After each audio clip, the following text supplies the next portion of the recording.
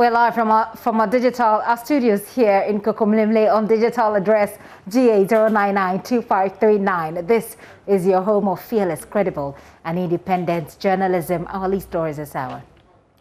Crisis in Parliament and in the NDC. That's what analysts say. We hear from them as General Secretary of the NDC denies knowledge of the resignation of MP for North Tongue from the appointment committee, citing approval of President Akufo-Addo's ministers.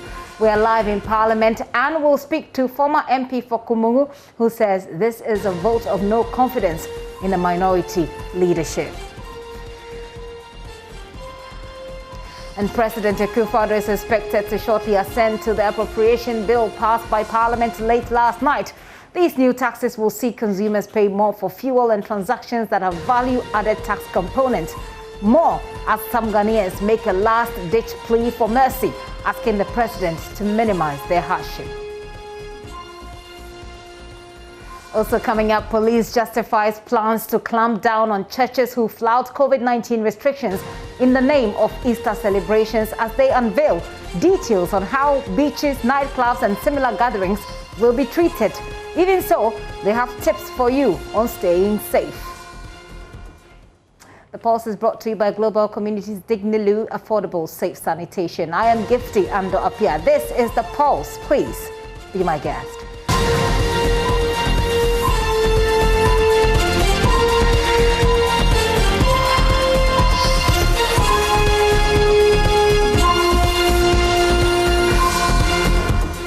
You're welcome. Let me take you through the details of those stories. Now, NDC Council of Elders members of the Council of Elders are in the Parliament House this afternoon as they try to resolve some disagreements that have revealed cracks in the front of the minority side.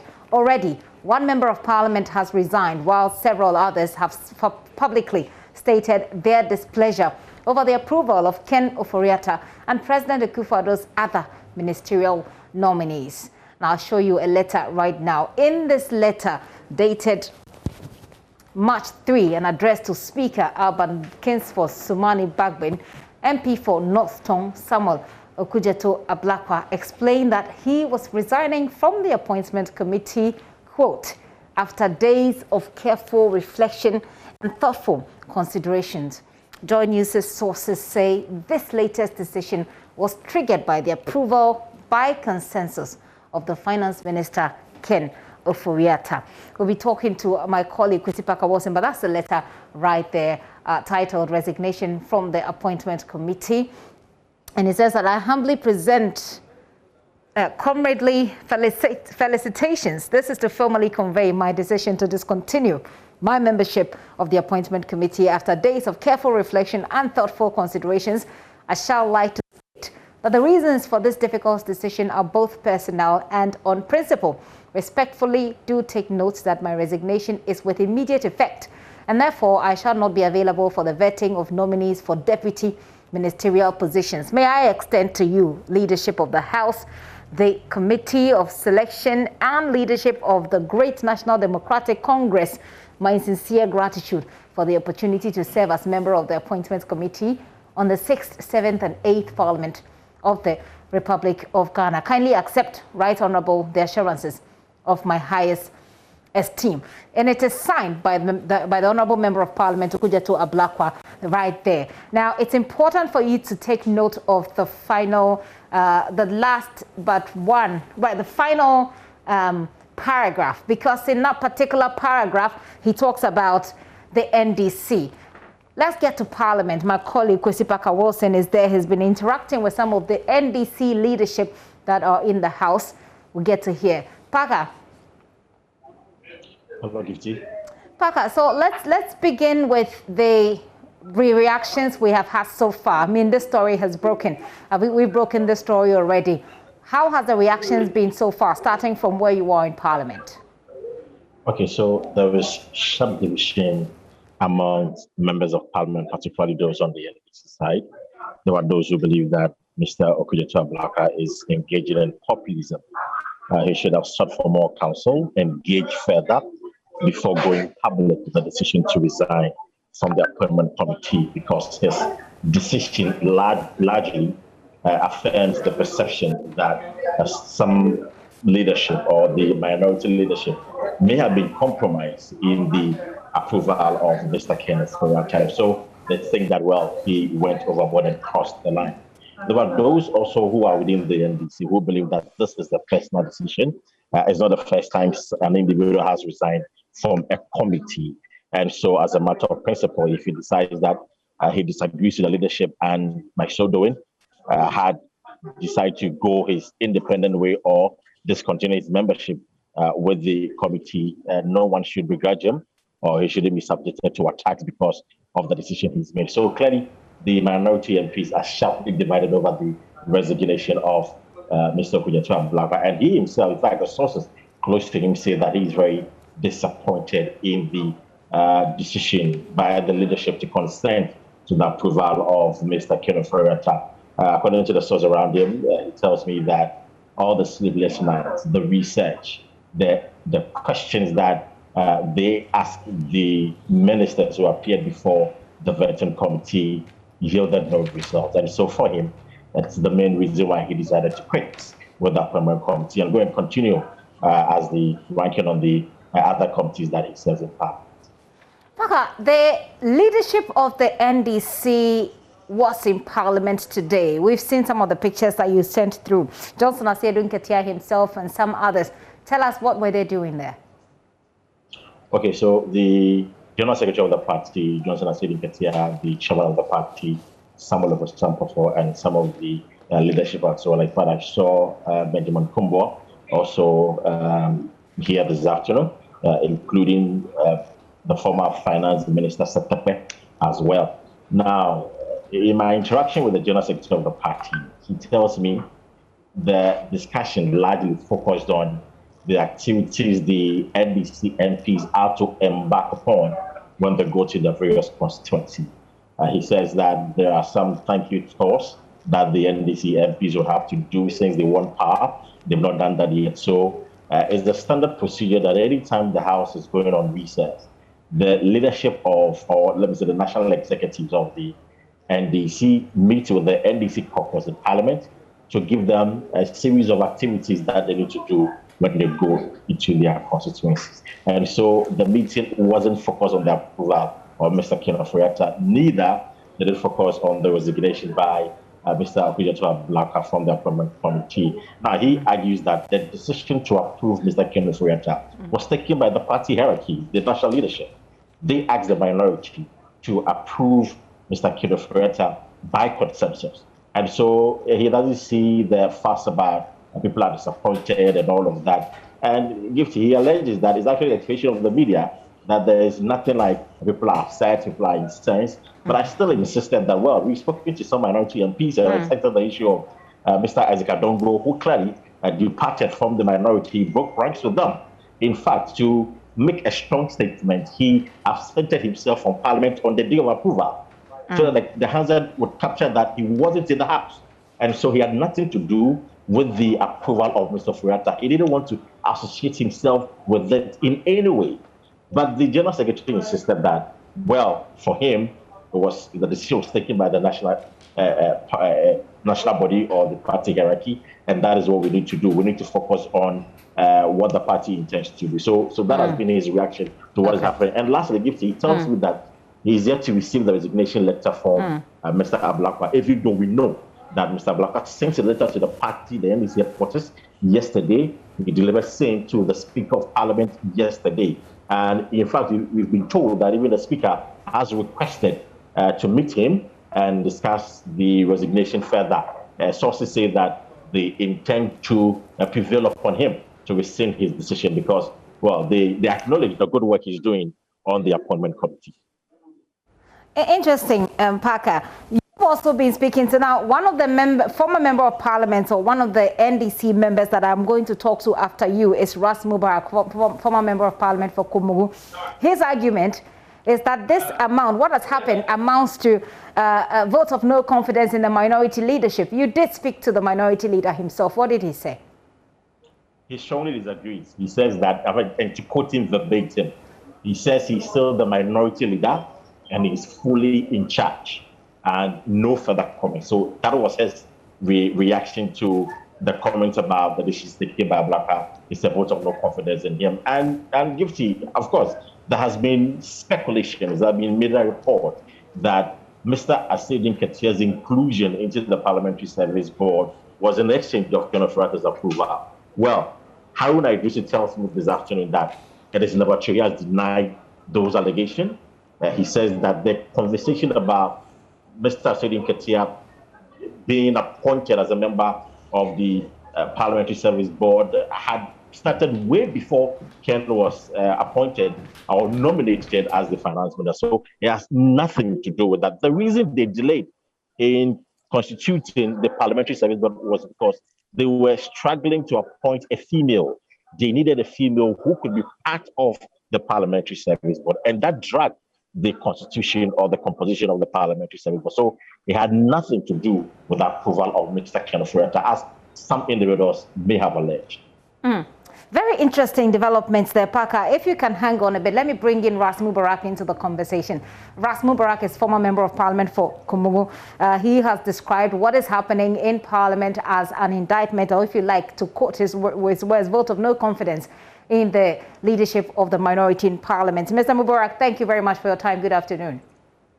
Good afternoon, Gifty. It's good to see you. Right. It's good to see you as well. But you're describing this as a vote of no confidence. How is someone's personal decision, as he put it in his letter, based on his own principle, how does that amount to a vote of no confidence in leadership of the minority? Well, clearly, if he had confidence in the leadership and the way the leadership is handling issues, he wouldn't have had to resign from the appointments committee. You also must have heard earlier the Honorable Adongo, who had also distanced himself from the decision by the minority in parliament to lend a hand of support to the approval of the Honorable Ken Ofori-Atta. There are murmurs within the party, you know, from the base of the party. A lot of people are angry, a lot of people are upset. And if you look at the reasons that have been adduced, and I can, you know, give you a few quotes, Gifty. The minority leader in supporting the motion for approval said this, and I quote, "We are convinced that he's in breach of the law, in breach of the Bank of Ghana Act, in breach of the Fiscal Responsibility Act, and in breach of the Public Financial Management Act." Those were the words of the minority leader. And he went further to argue that we will call for further investigation into the activities of Mackenzie. And he described the contract with Mackenzie as a rip-off. Now, Gifty, if a minister had ripped off or a minister who oversees a ministry oversees a rip-off of the state, one would expect that Parliament would trigger its oversight responsibility by holding him into account, you know, and not to actually give him an approval as has been given in this particular instance. So the rank and file of the party, Ghanaians generally, and several people obviously in Parliament are unhappy about this development. And I have absolutely no doubt in my mind that it is a vote of no confidence. The decision by the Honorable Adongo to distance himself, the decision by the Honorable Blakwa to resign from the appointments committee, and the minorities leaders posturing and continued stay in office would further jeopardize, you know, the cohesion, you know, of the party in Parliament, you know. So I'm hoping that the leadership of the party at the party headquarters would actually wake up and smell the coffee and understand that what we are experiencing is a crisis, and the sooner we dealt with the crisis head on and brought on steps that would further stop the bleeding, as we are seeing in Parliament, the better for all of us. You know, what the rank and file of the party are expecting, Gift, if I may land on this. Yes. What the rank and file of the party are expecting is an election of the leadership in Parliament and not a coronation. An election of the leadership in Parliament and not a coronation. I'm not quite sure what that means. I'll come back to that so that you break it down for me a bit more. But then the point is that we're hearing from your party that what happened, the approval of Ken Ofori-Atta was a party decision. You have been in Parliament before, and I'm sure you understand how the leadership dynamics and how it goes. You work hand in hand with your party. How is that party decision enforced, if you like, or implemented by the minority become a problem for the minority leader as a person? If the leadership is taking, decisions like this, then the leadership is clearly out of touch. Which leadership? Minority in Parliament? Is it the minority in Parliament or the NDC leadership? I'm talking about the party. I'm talking about the party. As you are quoting, the General Secretary had indicated that this is a decision of the party. Yep. If the party is taking these kinds of decisions, then it clearly means the party is completely out of touch with reality. And that is why I'm hoping that leadership at headquarters would wake up and smell the coffee. We have an issue. The rank and file, the base of the party, is not happy with happenings in Parliament. And the sooner the party facilitated some changes in leadership, the better for all of us. I'm wondering, you indicated earlier that what you want is an elected leadership, if I got you right, and not a coronation. I wanted you to break it down a bit more for us. What does it mean? If there is a vote of no confidence, then clearly, you would expect, a new crop of leadership in Parliament, or some changes, in the leadership. And that obviously, what would sync very well with members of Parliament would be, an election of the leadership, because they obviously would want a leadership they have confidence in, and not a coronation, as we have seen in this 8th Parliament and in the 7th Parliament. Do you want the minority leader out? Well, clearly he's lost control of the minority. I mean, in Parliament, clearly he's lost the confidence of a lot of minority members, even though many may not be speaking about it publicly, and for good reason. Many may not be speaking about it publicly because some of these issues are beyond their pay grade, and they might not want to be seen expressing their opinion publicly. But if Parker were to put forward the names of the MPs who criticized the Honorable Okudzeto-Ablaka, I can assure you that there would be a lot of discontent in their respective constituencies.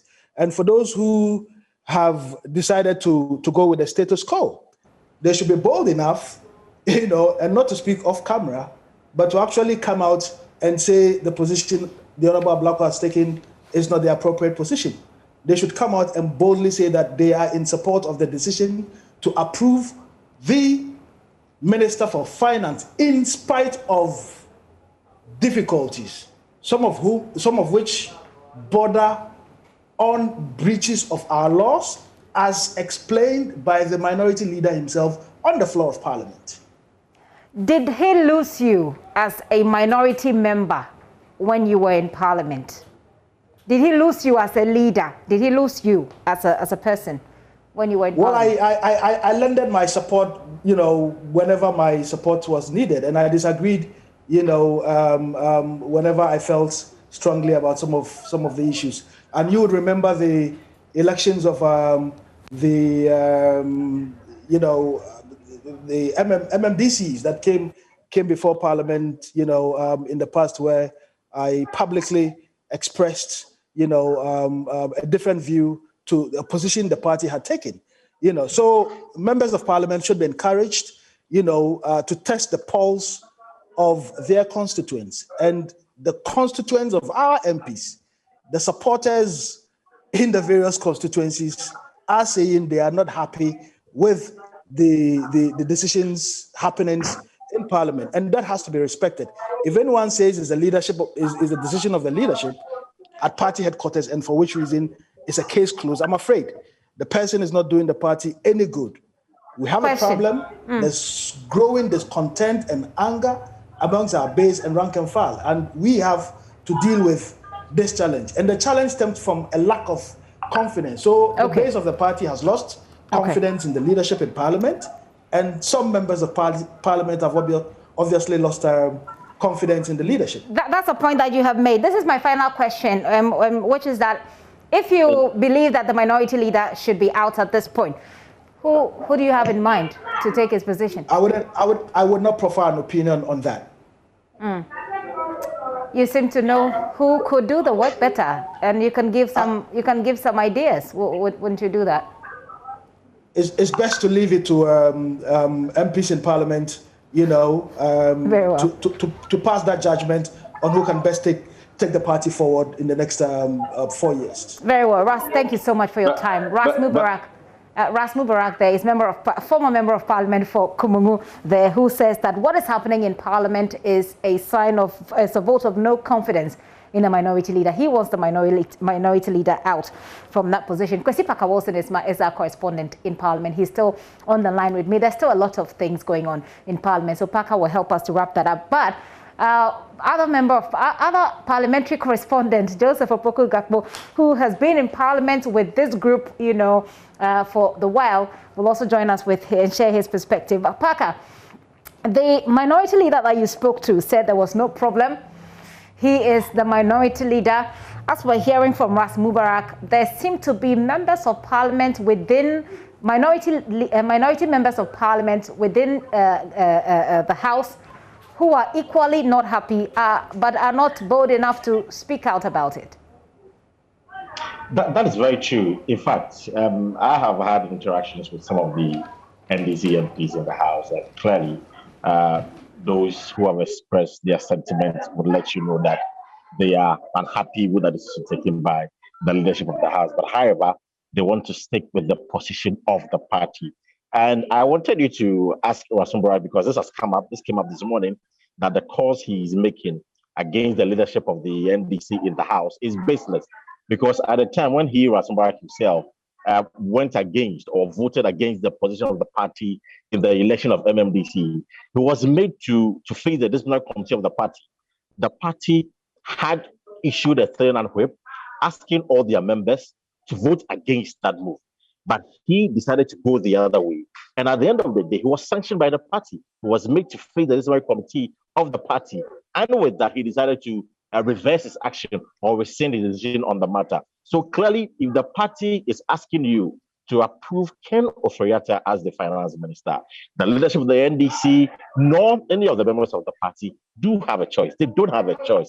Even if they disagree with the leadership of the party, because they work under the body and the umbrella of the NDC, they will have to submit themselves. Though they disagree, they respect the view of the leadership. And that was exactly what Isaac Adongo said when I spoke to him yesterday, that he strongly disagrees with the position or decision taken by the leadership. However, he respects the view. The approval has been done or has been given. We should move on as a nation. We should move on as a party, and he called for calm. So the arguments about Rasumburak asking that because Parker, let me jump in there. Parker, let me jump in there, Parker. I want you to. Right. I want us to hear from the Executive Director for the Africa Center of Parliamentary Affairs, ASEPA, Dr. Rashid Rahman, who has also been commenting on this. He's followed Parliament and they've been doing a lot of work in Parliament. Parker, don't go away.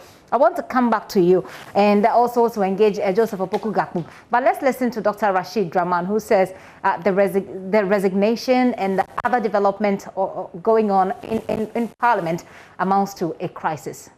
The situation that we saw 4 years ago, that involved the same honorable member who has tendered in his resignation right now. If you remember, during the vetting of honorable there was a scandal that broke out in terms of money issues and so on. Now we don't know what is forcing this honorable member to resign. We know leading up to this, all the concerns from the minority side, they are foot soldiers, including even the honorable member that you just. So I think there are questions, and this, those questions raise credibility issues, if you like, about the appointments committee itself. And this, I think, is Apologies for the cracks in the sound there, on cracks there. Well, that's Dr. Rashid Draman speaking on the back of what's happening. Let me bring in Joseph Opoku Gakpo, my colleague who also is a correspondent, our parliamentary correspondent. Joseph. Gifty, how are you doing? I'm good. I can see you're doing very good. Yes. So Joseph, let's do this really quickly. You have been following the events in Parliament, but you've also stayed with this particular crop of member of Parliament, many of them before you had to travel. What do you see based on what you know from the previous Parliament and what is happening now? Do you also see it as a crisis and as a vote of no confidence, as Ras Mubarak puts it? Obviously, the crisis bits, undebatably, there is a crisis of a sort on the front of the minority. This particular minority leadership has faced very troubling circumstances, right from the incidents Dr. Draman referred to, the incident involving the Ayariga bribery scandal. Recall that in that particular incident, the same appointment committee was where all the issues evolved from. We had Mahama Ayariga making the allegation of, Bache Jakon bribing some of them. There was the backing of that allegation by Mr. Blakwa, by Hassan Suhini, and then the others on the committee, Muntaka Mubarak, to a certain extent, Haruna Idrisu, disagreed. And since then, the backbench have had their own concerns about the kind of leadership that they've provided. Over the years, of course, this is politics. So what else do you expect? They need to find a way to rub shoulders and pretend as if there isn't much to deal with. But obviously now the chickens are coming home to roost. We wait to see how things will unfold. But one final point. What if Mr. Blakwa is deciding to resign from the committee, also because of the position that the party took as far as Mr. Kenoforiata is concerned, and him feeling that to a certain extent, the appointment committee is not being allowed to make the necessary recommendations and take the decisions, and someone else at the top is sitting in caucus meetings at the level of party leadership and deciding on what the way forward should be. That's also really a possibility. In that case, it won't really be the problem of the minority leader per se.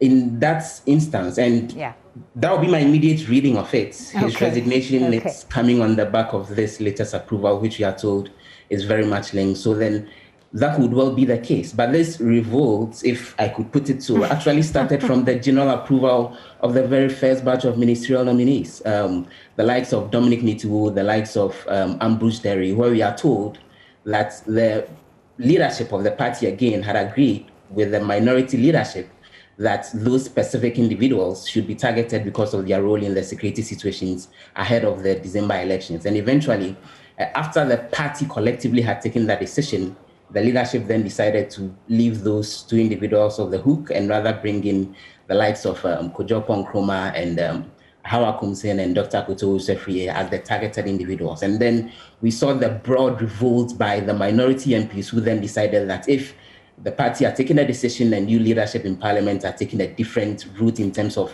those that the party should target and frustrate the approval, then the backbench was going to revolt. And then we saw a lot of them voting for those that the leadership said they shouldn't vote for. And obviously, this is a continuation of that. My reading of this going forward is that, as usual, this is politics. In the next few days, they will sweep it under the carpet and the fire will keep burning until they probably explode. Well, Joseph, it's very refreshing to hear from you and to also get your perspective on this. So we'll hang our boots on that one. I'm sure that we may have to have a conversation similar to this as the days progress. Thank you so much, Joseph, and enjoy yourself wherever you are. Joseph Opoku Gakpo, the parliamentary correspondent what's the word? From afar, if I should put it that way. Kwesi Parker Wilson, you're still here. So wrap up for us what is happening. Oh, it looks like I lost Parker there. Well, that's okay. But let me tell you about taxes. And I'll also tell you about some of the reactions that have come on the back of the swearing in of the finance minister, Ken Ofori-Atta, on the back of whose approval we're having all of these conversations and these developments going on in Parliament. Well, President Akufo-Addo is expected soon to assent to the appropriations bill passed by Parliament late last night. Now, these new taxes will see consumers pay more for fuel and transactions that have value-added tax component. George Wiafe of our business desk looks at how this will affect you and me. Is, for instance, placing 20 pesos on per litre of petroleum products and 10 pesos as sanitation and petroleum levy as well on fuel. Now, this should result in the price of petroleum products going up by some 5.7%. The development will definitely lead to the cost of living going up, looking at the impact of fuel prices on the broader economy. Government also wants to review road tolls. All this could definitely make a strong case for commercial drivers pushing for an increase in transport fares from next quarter. This may lead to the cost of living going up in the country. The budget also announced a 0.5% increase in the National Health Insurance Levy and 0.5% increase in the VAT flat rate scheme. This would increase VAT from 18.12% to 19.12%. Now, this will result in prices of goods and services that attract VAT actually going up, since it's a consumption tax. Commercial banks will also absorb or pay 5% of their profit before tax to the state. If the banks don't absorb it, then businesses and consumers may have to take up this cost, which may see the cost of some services being offered by these banks go up. The betting industry may also not be left out of the expected levies and taxes that could be placed on some of their services that they render to their clients and consumers. These tax measures have touched on all sectors of the economy and could be impacting everyone. Everyone, including me and you. Well, these taxes were given legal backing late last night, but it was not without some controversy, as the minority insisted that the ordinary Ghanaian will bear the brunt. Listen to the argument on the floor of Parliament.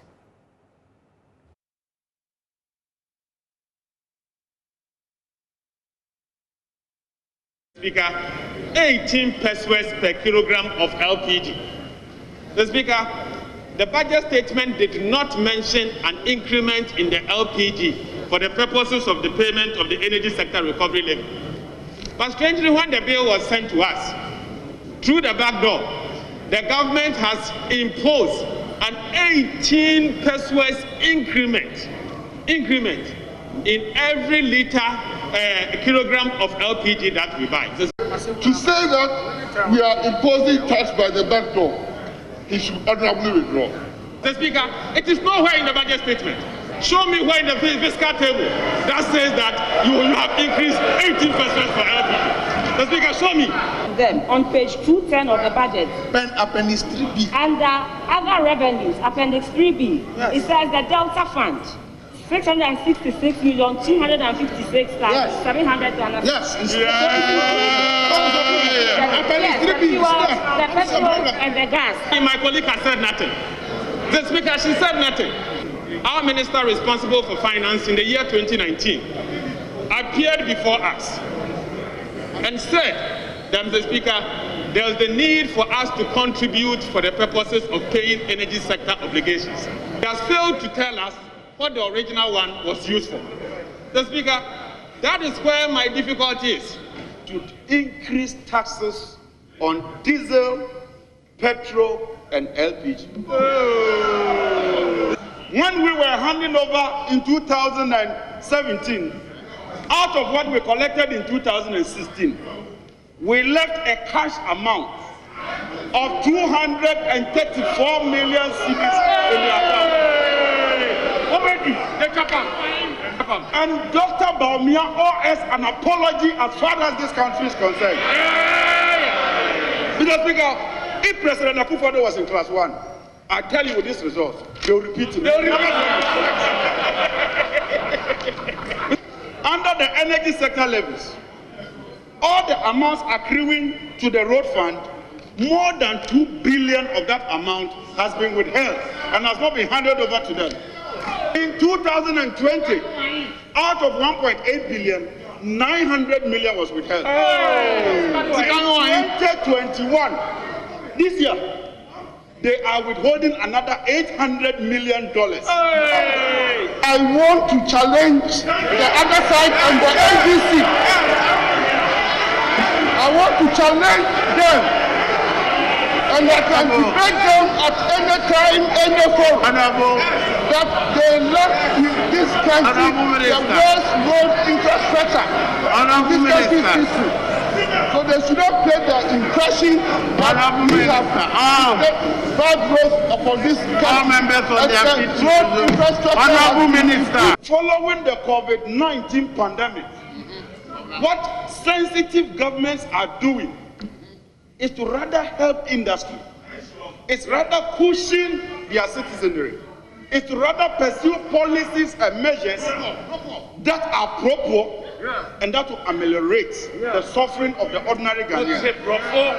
Mr. Speaker, what we are doing today is a plethora of draconian a plethora, a multiplicity of draconian taxes that will put the ordinary Ghanaian in a state of melancholy. Mr. Speaker, let them point to me one country, Mr. Speaker, just one country that is imposing these harsh taxes. Just one country. Mr. Speaker, in Samina, in concluding, in winding up, Mr. Speaker, let me serve notice to our colleagues on the other side that even though we have about 4 years to elections, begin to write your handing over those because of it. That gives you an idea of the sort of conversations that went on yesterday before the appropriations bill was passed. Well, we've been speaking to some of you on the streets of Accra who say that life will be tough in the coming days.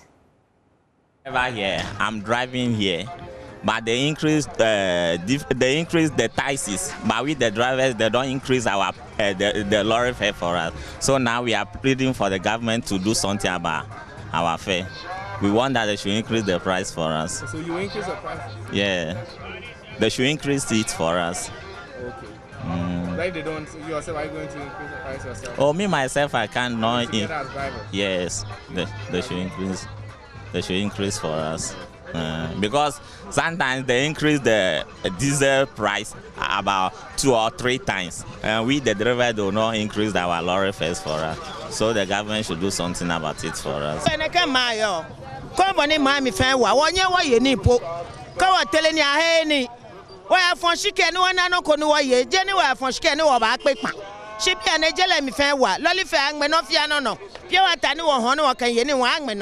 Prepaid angmen no fia na angmen no to ba fete mami wo ye shan ocho mo aye den ti example fo na hwe na na ma kofa de si ano omo mfa ye se omo ma si de omo nso omo ma wo ba bi omo to omo no omo ye ye sa ye fra me kofi me kani fete bla ye to aba wie ye ko to aba ndi omo anto petrol mo ba ye to wie wa to mo 6 enti so to so a yenso ye beto yen feso se si akoto wo ye adwuma na akoto petrol na skani nyina asa ne a wo de beja o yere ne nkwada kra onya bi na wasa aba utifie so a onya adwuma ye enti na ma ye ne sa enti so to mu dia ye ne yenso ye beto yen fe no so free water and free electricity na ya za na omde ye first electricity first pa no me won sa home na mbadwuma na metua 32 cities. Free no buy now say free no say see ametua 85 and calculation me no ma yeji e won me sika awa ngma petrol na aka wodo no pu ka ngma no onu me shi ka ngma no wa meka wa enye ka wa ga no di ne ketati wo hi ole 40 wo hi ole onu me shi sibere wa dump na no wa ka ngma no onu shi aka wono kokra ni wo fe won agba ko fe no agba wo fe no ebetima fire sesi ano oman mu e wo no oman na sitra na ewom ne mu yedi but yen youth no ayo oman ni mu no empanifo no omunjwe ye ho edentina ma omunjwe ye ho because situation ni problem na ye from ebi nka wom sanke bi ka o ma anka umbe situation here then cost your system ana one yenye Togo for yenye Nigeria for ye Ghana for ekoyi ebeka enkoyi esu ebeka taxes na ban sempani for no mo dwen yan say youth na e wo ma nimu no a ye citizen no say ye bra and come baby beer, and come back during once, and come from school sense. Apart from school sense, no, we used to know. Yeah, street now, your street in this now, yes, so fun. I'm on fire. We need more work in Ghana. So if everybody is working, we can pay the tax. But there's no work. I don't think this tax will be this thing for Ghana to pay. So we need work, more work for Ghana. That one they call them indirect tax. That one they composes everybody to pay. But I mean, I'm talking about the red tax that they are talking about. I don't think that tax will be possible. We need work. So those are some of your views on the streets of Accra. We've been talking to you. You had the elderly woman who spoke earlier who says that we voted for better lives. We didn't vote to have to pay more taxes, and she sounded a bit more upset there. The other gentleman who followed her indicated that she is a taxi driver and that if there are going to be more taxes on fuel, then it will ultimately be passed on to the consumer. No two ways about that. It sounded in his mind. The next person indicated that there was no prior notice before these taxes were imposed. He believes that that is unfair. And the young man who just spoke said the youth has been ignored in all of these conversations. So it is some of these hardships that some of you have talked about that we're all hoping that the finance minister and his management of the economy will reduce for all of us after he was sworn in yesterday. But of course, not everybody is very excited about his approval. We've spoken about that story. I'll be soon bringing you the minority leader's position on this. We'll hear from him shortly. But let's listen to Member of Parliament for Bolga Central, Isaac Adongo, who insists that Ken Ofori-Atta epitomizes all that is wrong with the country's economy and shouldn't have been given the approval by consensus. He is described as disappointing. The explanation also provided by the leadership of the NDC that Mr. Ofori-Atta was approved before because he has messed up the economy. Across the world, nobody discusses rate of debt accumulation.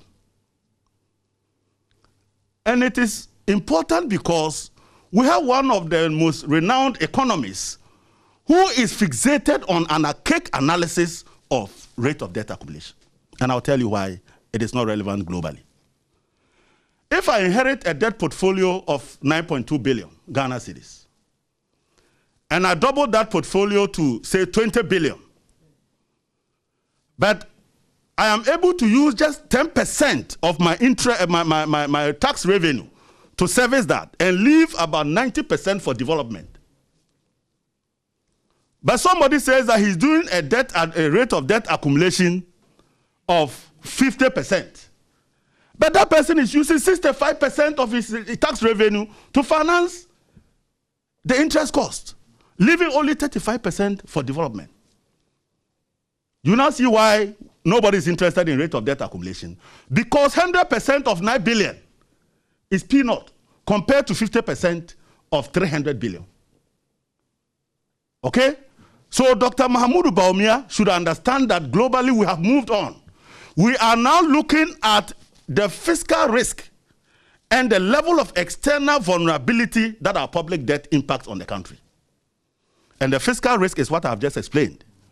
When 65% of your fiscal resources are dedicated to payment of interest, that level of risk retards growth and development and makes your debt portfolio unsustainable.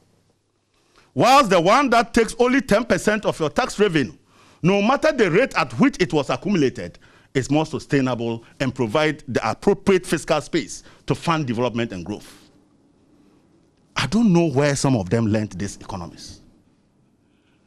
When they came, you recall that the conversation was around primary balance. And that they said that our primary balance was negative, even though they were later exposed when they reported to IMF. I did not want to be seen as endorsing somebody that I believe is a scam on Ghana. Ken Ofori-Atta epitomizes all that is wrong with our financial and the economic sector of Ghana. And I'm the last person to endorse such a move. And that is why I wanted the records to show that I'm absent. So I did not even go there to sign. If there's anybody who will put his life on the line to get Ken Ofori-Atta not to be a minister for finance, you can wake me up any day. But it's a collective decision. I disagree with the decision, but I respect the view. Isaac Adongo is a Bolga Central Member of Parliament. Let's hear from his leader in Parliament, the Minority Leader, Haruna Idrisu. The NDC General Secretary into the Parliamentary Service Board true? Oh, absolutely not. The discussion for the determination of members of the Parliamentary Service Board long ensued even before Ken was nominated as Minister Designate for Finance. I had a discussion with the Speaker a day after his election, and it was my view that he allows the two leaders to nominate one person to the board. The Honorable Osei Mensah brought in Honorable Abraham Osei Edu. Then I also said Honorable Asedu Nketia, because they are all former members of Parliament. It has practically nothing, just the usual viciousness, malicious, despicable lies to tie the two together. This was 2 days after Honorable Alban Bagbin was elected. We're in a discussion as to the composition of the board. What held it on was for me and the Honorable Osei Mensah to discuss further about what all of you have missed. How do we get a woman onto the board? That was our concern. What held it up was about whether all of us were bringing in male. So there is no relationship. The Honorable Asedu Nketia is as qualified as any Ghanaian to serve on that board. The Honorable Hakma Uswajiman chaired the MPP Council of Elders, and he was on the Parliamentary Service Board in the 7th Parliament. What we should pray is for them to bring their expertise to build a responsible, accountable Parliament and not allow partisan excesses into the work and operation of Parliament. I trust he would be able to do that. And then I should say that the Honorable Osei Mensah expressed concern that Haruna Asedu is General Secretary of a political party. So I tapped him and said, Leader, but Hackman too was chairman of your Council of Elders, and we laughed over it. So there's no relationship. It's just the delay in announcing it. If you want, check from the Secretariat. The memo for it was prepared. Even if you go back to the other paper, you will recall that long ago it was advertised. So we needed to discuss the manner of the advice. So I again discussed with the Honorable Majority Leader and Leader of Government Business that can't we do it as we did when the President wrote to us on the Council of State? The two of us should concur, have a definite position, and concur that to the Speaker. So it is not true that Honorable Asedu Nketia has anything to do with the approval of Ken Ofori-Atta. At the appropriate time, many of you know me. Have you ever seen me retract my words publicly? Hardly. You know why? There is a hadith of the Prophet I have always used to guide me. I don't comment on doubtful matters. I comment on what I know. You know, the hadith of the Prophet said that the forbidden is known, the unforbidden is known. Between them are doubtful matters. Avoid doubtful matters. You see, you are questioning me about doubtful matters. I'm keeping away from them because they are doubtful matters. But time and truth. You've heard my famous quote, God cannot be for and against the same matter at the same time. God has choices, and God makes choices. Time will make choices. As for undermine, I have survived it. I will survive it. But it's only natural. I hear people getting worried about whether Haruna wants to run for high office or not. Some of you have even decided to go and produce a 3-piece suit for me. I've never worn a 3-piece suit in my life. Neither have I owned that particular grain tie. So that's a Minority Leader, Haruna Idrisu, there responding to some of the concerns that have come on the back of this. Well, you have heard people say that the minister has been sworn into office. Let's move on with our lives as a nation, as Parker said. The Member of Parliament for South Dine, Roxanne Nelson Dafiamekpo, has been casting doubts on the ability of the Finance Minister, Ken Ofori-Atta, to deliver on the job on health grounds. He says that Mr. Ofori-Atta has been actually incompetent, in his view, in the first 4 years Mr. Dafiamekpo was speaking on the AM show early today. A decision was made by the committee, including the committee of members of the NDC. And so the other members.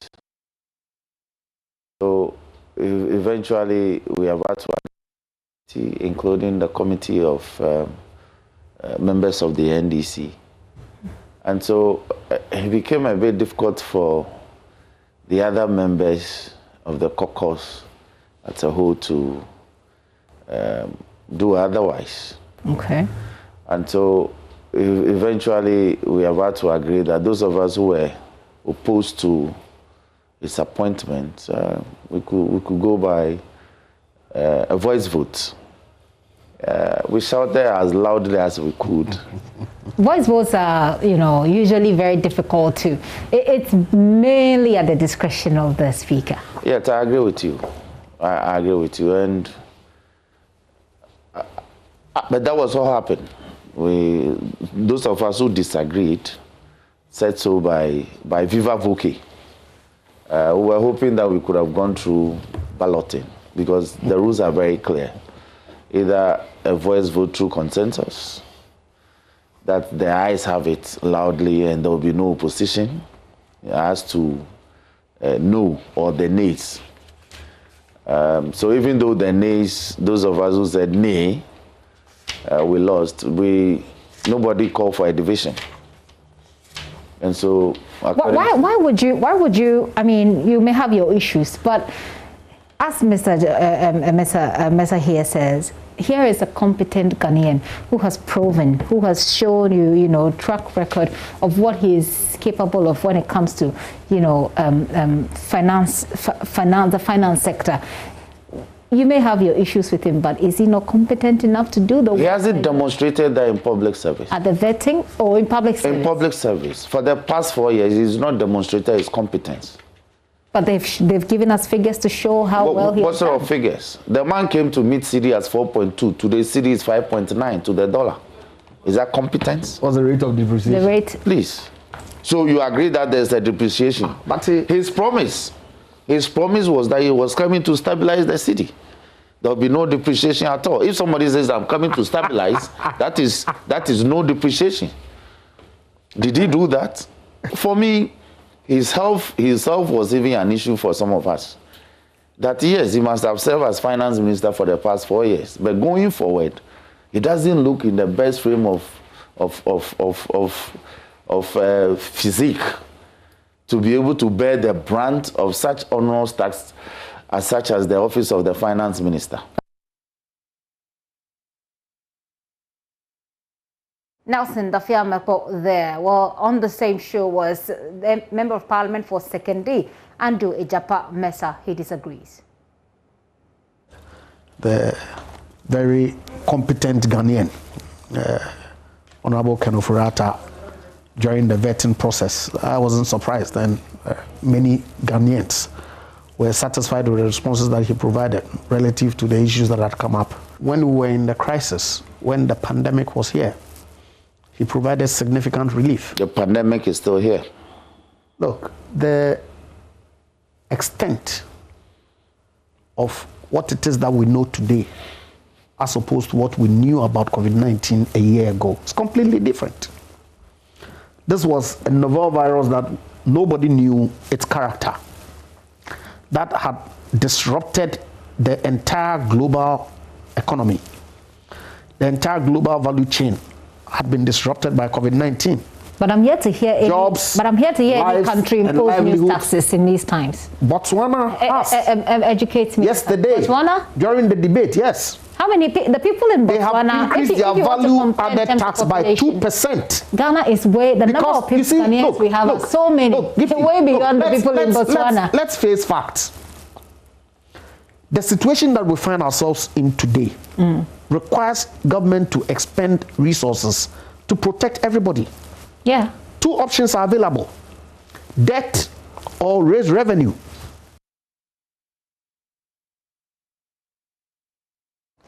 Andre Japa Mesa is Member of Parliament for 2nd D. They're wrapping up all the issues on Ken Oforiatta, the Finance Minister's approval in Parliament, and the crisis, as some analysts have put it, as is brewing in Parliament and within the NDC. Before we go, though, just a quick correction here, just some clarification, I should say, that the Honourable Member, former Member of Parliament for Kumbungu, Rasmu Barak, did not face the disciplinary committee, as has been alleged. He only met with the chairman, General Secretary, the Chief Whip, and few other colleagues. And that was in the disciplinary committee, and that there was no point in time that he was sanctioned as a member of the party. You're still watching The Pulse with me, Gifty and Doppia. I'm going to take a very quick break here. I'll be right back. But when we return, one of the stories we're telling you about is that police is justifying plans to clamp down on churches who flout COVID-19 restrictions in the name of Easter celebrations, as they unveil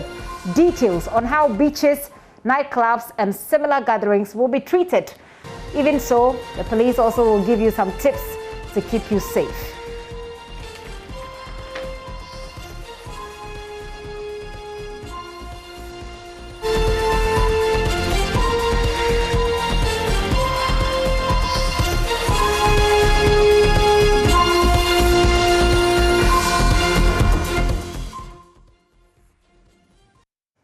You're welcome back to the show. Many thanks for staying with us.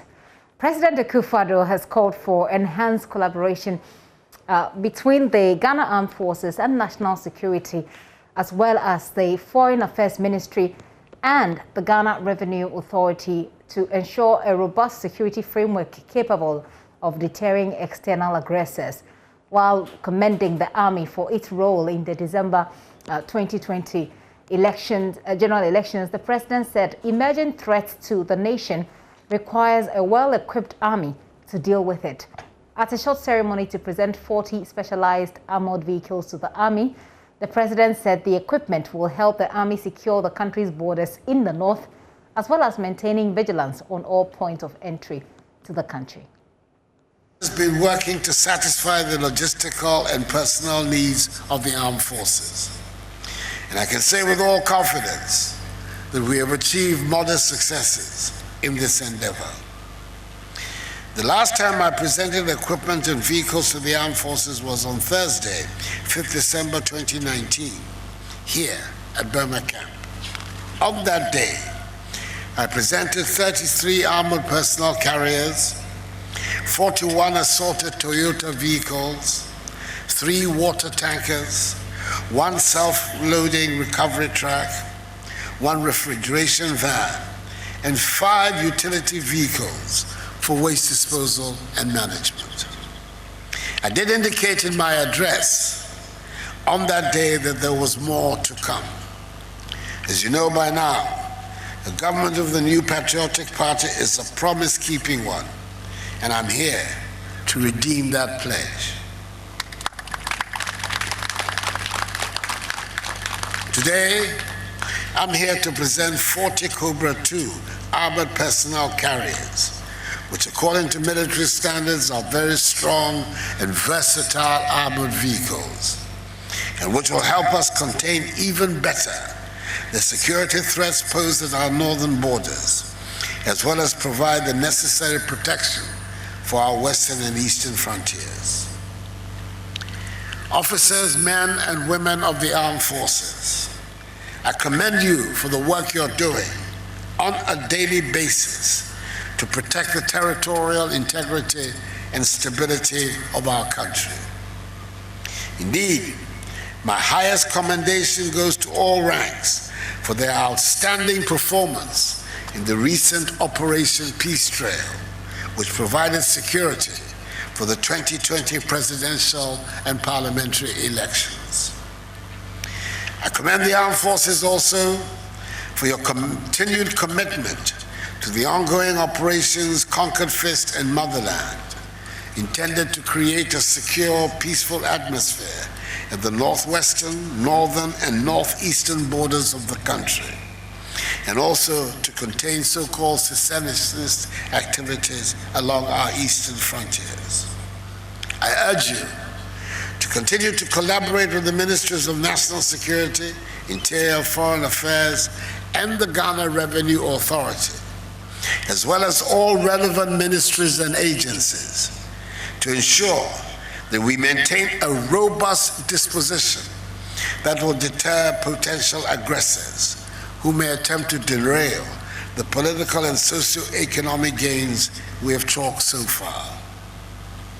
We all know that the rapid economic transformation and accelerated growth that we seek can only be realized in an atmosphere of peace, tranquility, and security. President Akufo-Addo, we are not antichrist, that the police are not against the church. That's according to the Accra Regional Director of Operations, as the police justify that why it will not countenance mass gatherings and flouting of COVID-19 protocols by churches during the Easter festivities, which begins in 2 days. In its briefing a short while ago, ACP Kwesi Fori said the goal is to ensure the safety of all Ghanaians, as it appears protocols have been laxed. And as a result, it needs the various police formations to come together and make sure that we enforce the executive orders of the Republic put up by His Excellency the President. And one may ask, why are we so interested in this? We are not antichrist.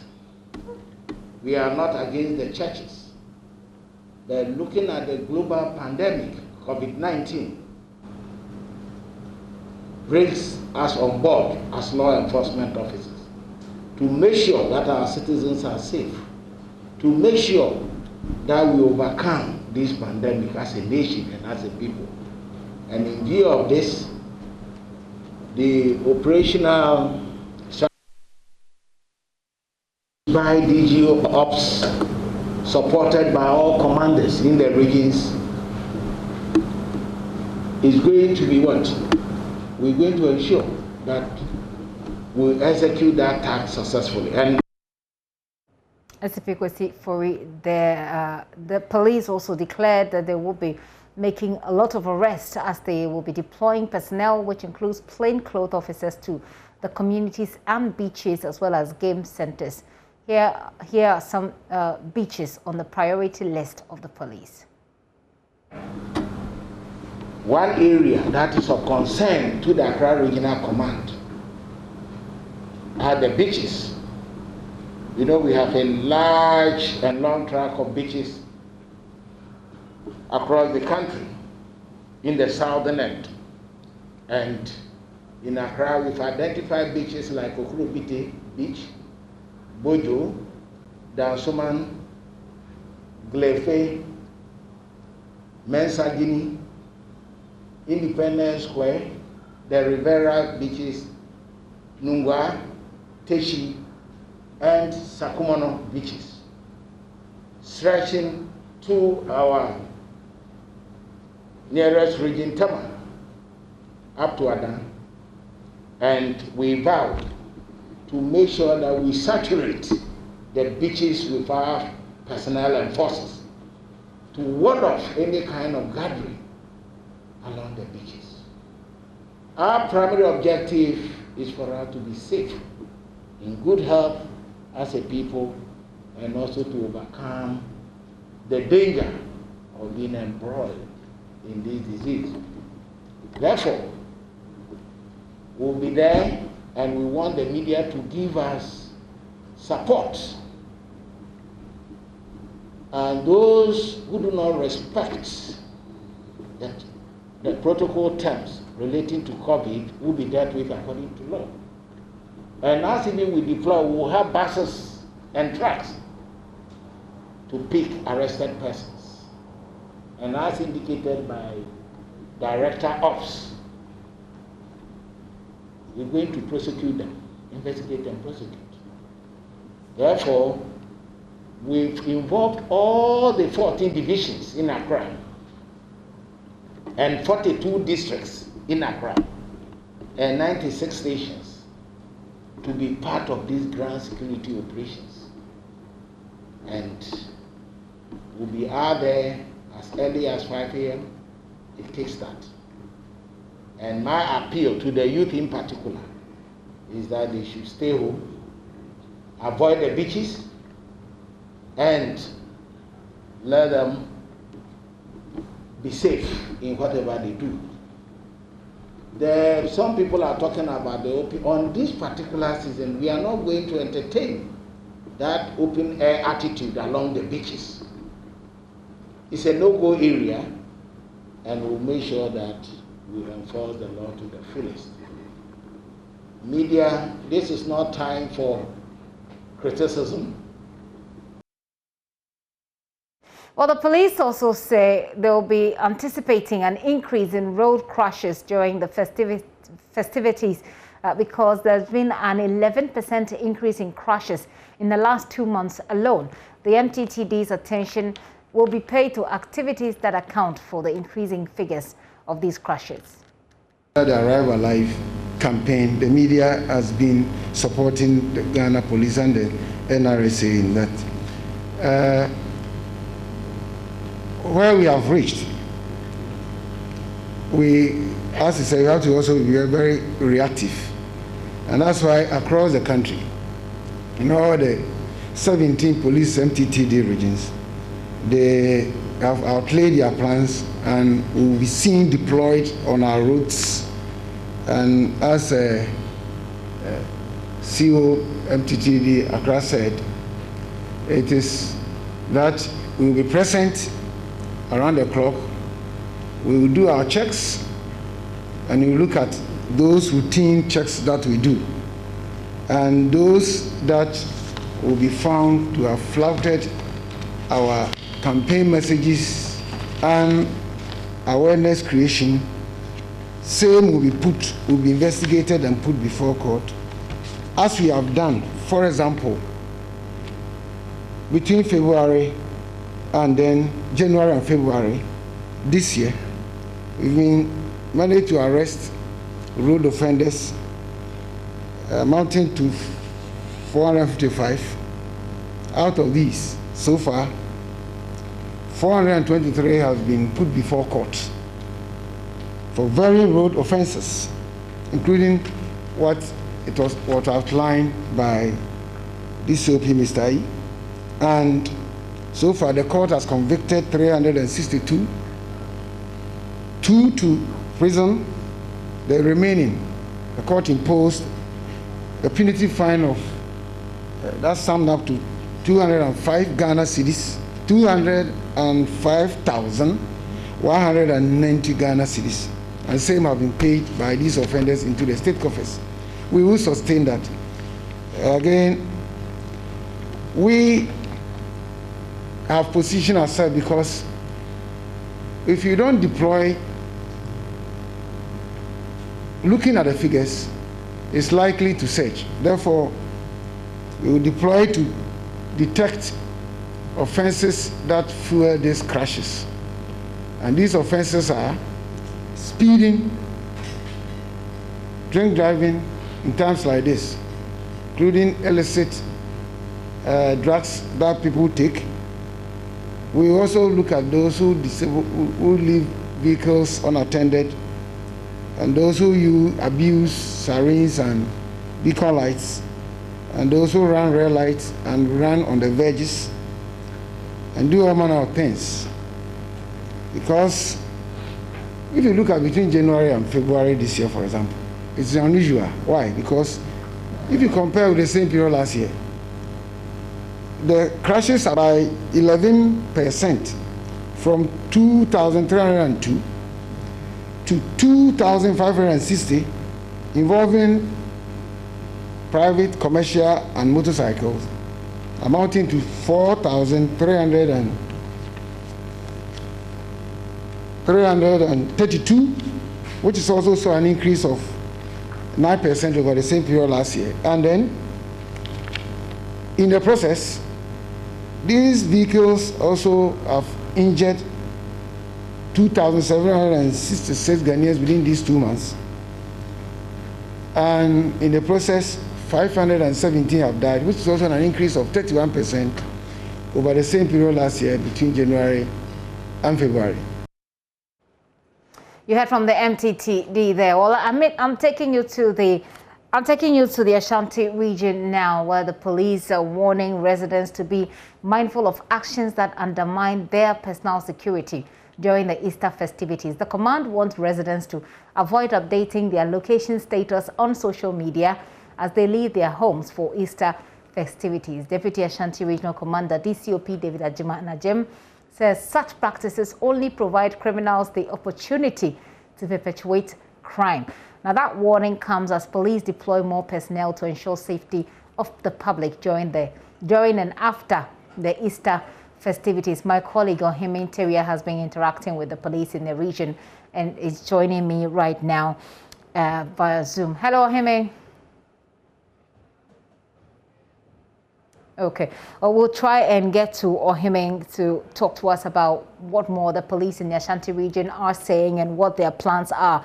How does it compare to what is happening here in the capital? But earlier, we heard from the KNUST. Over the weekend, 3 students died. One of them fell off the first floor. 2 of them crashed their vehicle in a tree. Well, the KNUST says they've constituted a committee to look into the matter. Okay. So, following the sad event that occurred on Saturday, management decided to meet on Monday. The executive committee team met on Saturday to evaluate the events of Saturday. They decided to put a committee in place to assess all risk factors on campus and to look at the road networks on campus and see what can be done or the safety measures to put in place to forestall some of these things from happening. We already have policies, but we may have to review some of these policies or some aspects of the policies. And so the committee has been given 1 month to work and then bring a report for the consideration of management.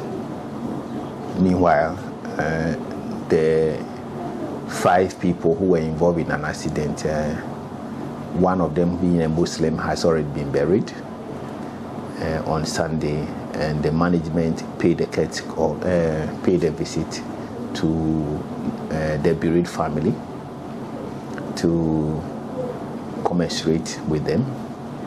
And that was also on Monday. And so the young man who was in critical condition at Konfanochi, he was at the emergency ward.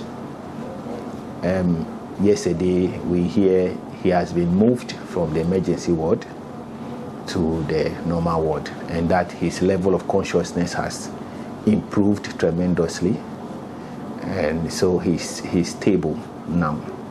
An MRI scan was conducted on the head and the spine, and all those are also intact, and therefore the doctors will continue to assess him, and hopefully it will not be too long for him to also leave the hospital.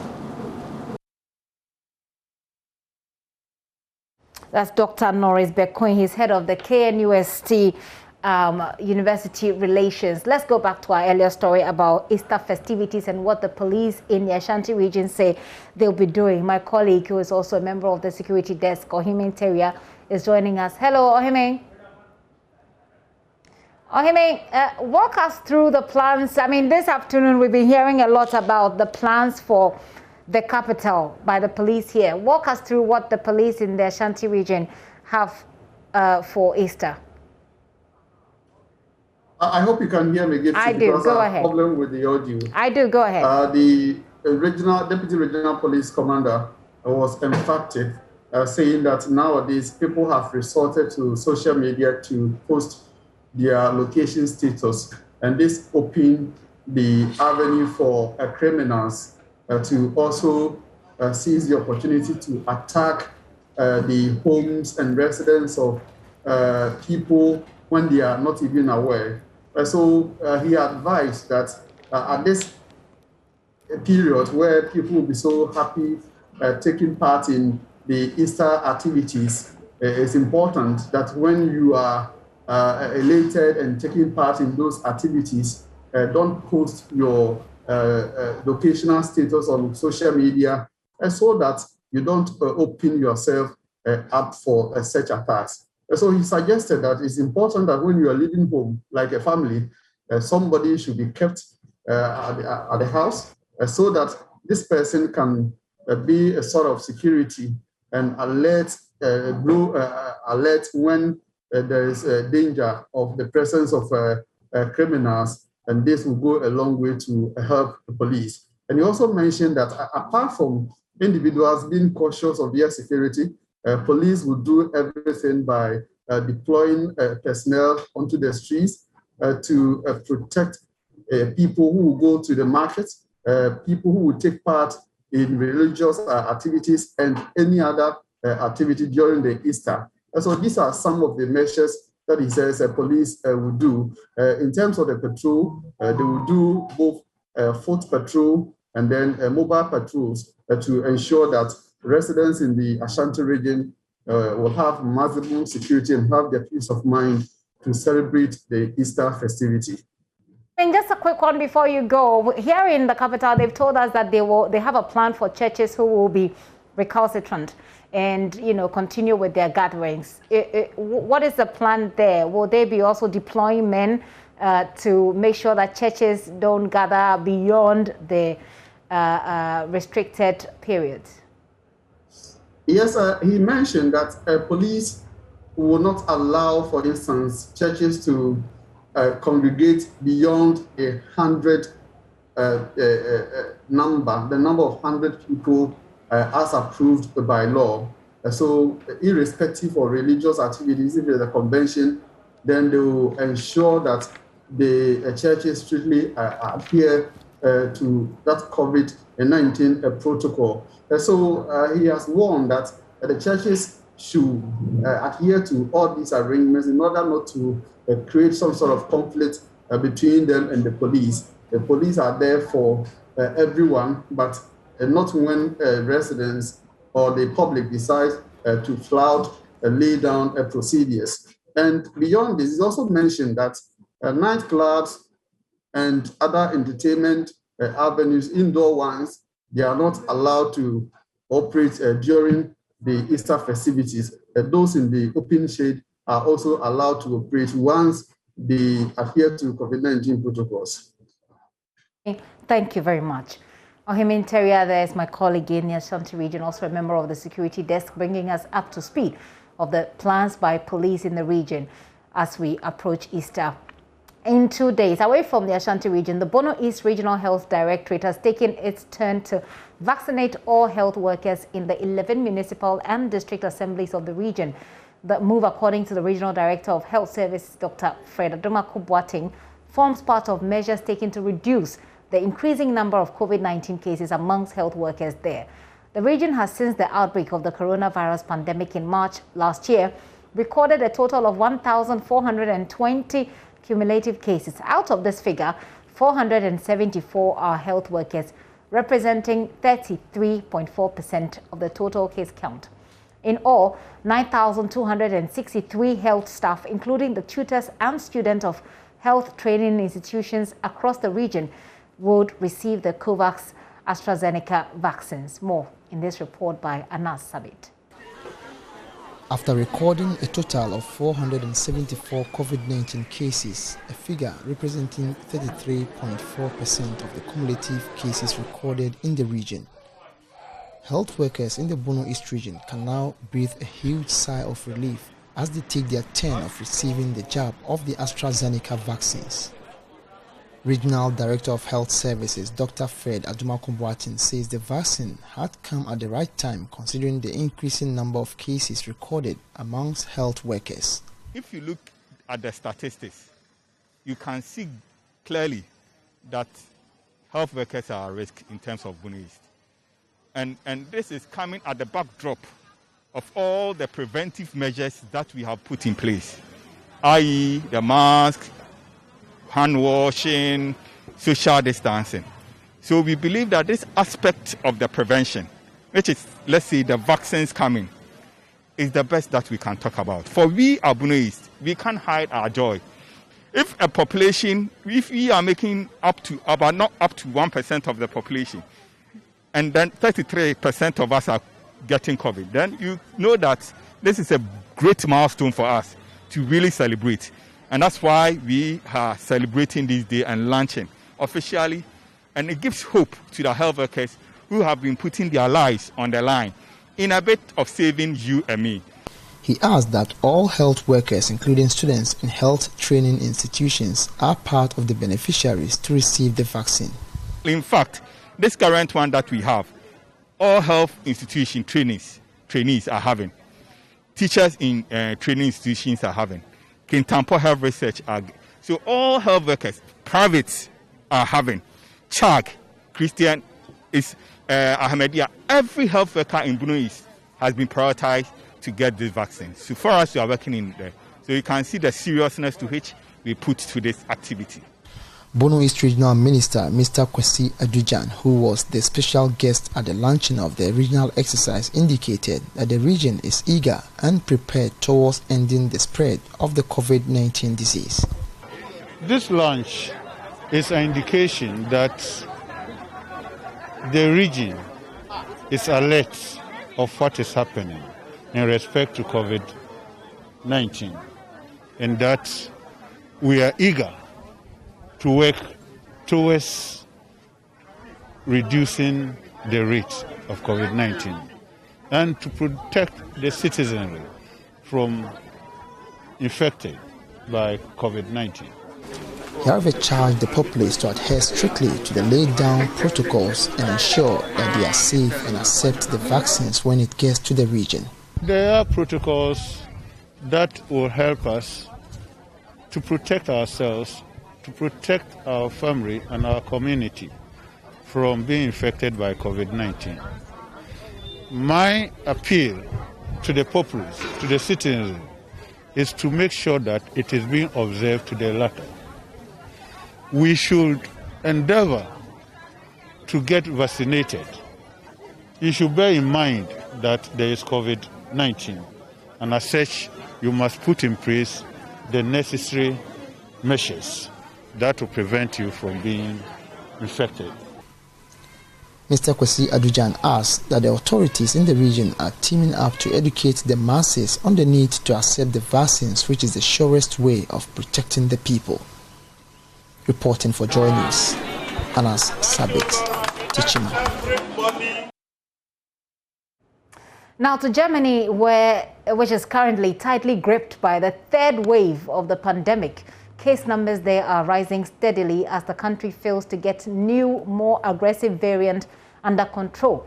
Debate over how to handle the situation may now lead to a political showdown in Germany. For more on this, let's bring in DW correspondent Nicole Follish, who joins us from Berlin. Nicole, first of all, German Chancellor Angela Merkel has threatened to centralize the country's COVID response, overriding state leaders on the matter of disease control. Why is that? Well, the situation here is quite extraordinary at the moment, actually, with Germany being a federal republic. Implementing disease control measures is largely up to state leaders. They agreed with the central government that a relaxation of restrictions would be allowed only as long as the case number in each region stayed below a certain threshold. In case of surpassing it, it was agreed that the region in question would automatically go back into lockdown. Now, with cases on the rise again, this critical point has been crossed in a number of states, but not all state premiers are following the agreed plan. And that has angered Chancellor Angela Merkel, who is pushing for a more radical approach to fighting this very aggressive third wave. So much so that she recently announced she's not going to sit idly by while pandemic control isn't taken seriously everywhere in the country. Now, currently, she doesn't have the power to overrule state leaders on this matter, but she did hint at amending Germany's pandemic law in order to regain control. This would, of course, amount to a significant power grab, very unlike her, and would certainly also cause a lot of controversy, but she's not standing for re-election later this year, so she might just do whatever it takes to bring everybody in line. Well, Nicole, discontent is further fueled by the slow rollout of the vaccines, not only in Germany, but around the entire EU. I mean, here in Ghana as well. What is being done to speed up inoculations there? You're exactly right. Frustration in the EU is growing each day. Now, efforts in Germany have taken another blow, with the country's vaccination agency deciding that the AstraZeneca jab not be provided to people under the age of 60 after mounting evidence of blood clots, especially in younger women. In the 4 months since the EU's inoculation drive began, less than 13% of the population has received a first shot. Leading the way here is Hungary, and there is a very simple reason for that. They are using Russian and Chinese serums that have not yet been recommended by the European Medicines Agency.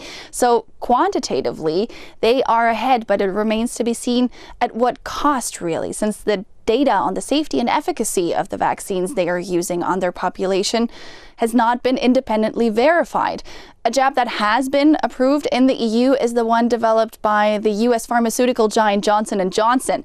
Brussels has so far ordered 200 million doses of that single-shot vaccine, the first of which will reportedly arrive on April 19th. So here the European Union, with its 450 million citizens, really hopes to give its vaccination drive a significant boost. But officials are also in talks with other players of the pharmaceutical industry to see where production infrastructure can be improved and the rollout sped up by, for example, relaxing storage conditions or greenlighting new manufacturing sites in the bloc. In any case, vaccine export bans, because we have to bear in mind that millions of doses are produced in the EU and sold and administered abroad, are still an option that is very much on the table. But this kind of vaccine nationalism could have very serious consequences, and the EU isn't going to haphazardly jeopardize international alliances over this.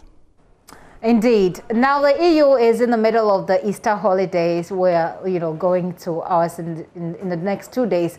But despite the grim situation, many Germans don't want the pandemic to stop them from traveling. What measures are being taken to avoid that their vacations don't turn into an EU-wide super spreader event?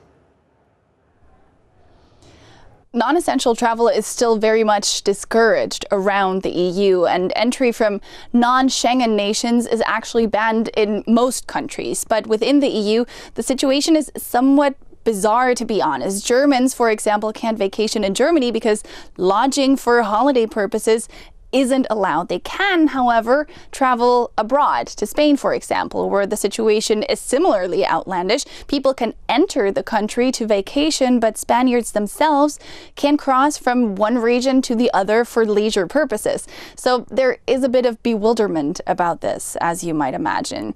Countries that are expecting considerable movements over the Easter holidays have largely imposed negative test requirements for entry. Some have had them in place for quite some time, like Spain. Germany triggered measures quite short notice, which sent some destinations like the Balearic island of Mallorca scrambling to up testing capacities. Italy, another European tourism hotspot, will impose a mandatory 5-day quarantine for people arriving or returning and testing at the end. So there is no unified EU strategy, really. People are urged to use local contact tracing apps and to practice social distancing wherever they go. To make all of this easier in the summer, the main holiday season here in Europe, the EU is looking at launching a green pass in June, aimed at facilitating travel for those who have been vaccinated or already recovered from an infection. But this plan, too, is not without controversy. Critics say that this kind of passport would discriminate those who haven't been able yet or maybe don't want to get vaccinated. Nicole, thank you very much for talking about how having a green card that allows you to travel. Looks like we'll get there soon. Nicole Frolich is correspondent with our partners DW. She joined us all the way from Berlin. Well, still on the pandemic, like most countries around the world, Ghana continues to grapple with the impact of COVID-19 on our economy. New taxes have been introduced. The prices of goods and services have shot up. But amongst the most affected are entrepreneurs who have had to either shut down or lay off workers to keep afloat. Sharing his company's COVID experience, Managing Director of Piccadilly Biscuit, Roy Summers, says the company has had to absorb the extra cost of production to sustain the market price of its products. Easy is the short answer. It's been difficult, but we're a responsible management team, so we've looked at cutting costs where we could. We haven't made any redundancies, which is a major benefit as well to our workers, because Piccadilly is a family. So we've cut as much cost as we could, unnecessary spend, and we've survived the pandemic. And I think, like a lot of people, we're a little bit fatigued at the pandemic. So we're launching biscuits, which some might say is ambitious in this current climate, but we're launching them on the basis that we see the vaccines coming. We need to grow the business again, and we need to give Ghana a lift. All of us. We need to start looking to the future. We've gone through over a year of lockdowns on and off, so it's nice to have something to celebrate. So we're celebrating 2 new products, hopefully be well received within the market. And again, we're looking at maintaining the prices.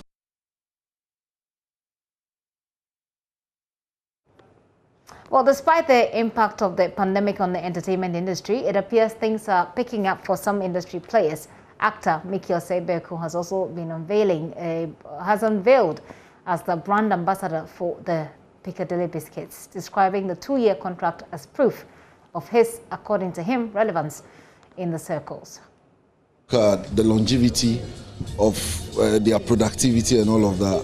I felt that apart from everything, that is also going to rub on my career aspirations as an actor. So it means a lot. It means a lot to me. I feel that the more you get the opportunity to represent brands, it means it's kind of a measure of your relevance. And for me, that is what this is encouraging me about, that I can work harder and probably achieve a better height than I am at now.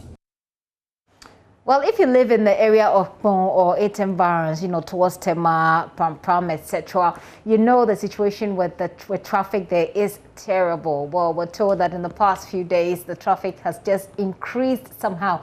Those are drone visuals of the traffic situation at the Pon barrier. Right now, my colleague Masula Baba is standing by. We will get to him as and when we do, but just to give you an idea. So if you live in this area, just to give you an idea what to do. Maybe you want to divert, maybe you want to change your route for today, because it looks like pretty tight traffic there, and the vehicles can hardly move.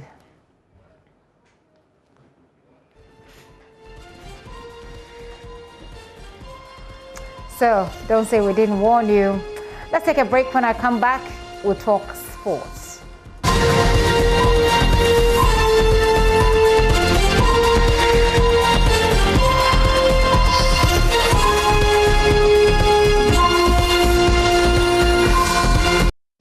Well, he is the first Japanese to play in the Ghana Premier League. That's Jindo Morishita there. Well, the full version of this documentary will be played at 10:30 on Fun Zone later tonight. You want to stay tuned for that one. Well, that's it for me for this hour. There's more news at myjoyonline.com. There you have it. Let me take you through some of our top stories. Ablakwa's resignation and vote of no confidence in Haruna Idrisu's leadership. That's Ras Mubarak. We spoke to him earlier on the show. And you have the story about Samuel Okujeto Ablakwa himself resigning from Parliament's Appointments Committee. You have the story about we acted in accordance to law. That's Haruna Idrisu from yesterday. Speaker sets up committee to probe Unibank UT Bank licenses revocation, and 185 million SNIT cash locked up in housing projects. That's according to the Auditor General's report. So many stories there on myjoyonline.com. We have our links there as well. You can share it on any of your social media handles. My name is Gifty Ando Apia. Let's Talk Showbiz is how we wrap up. Let's do this again tomorrow. We'll be here. Many thanks for your time.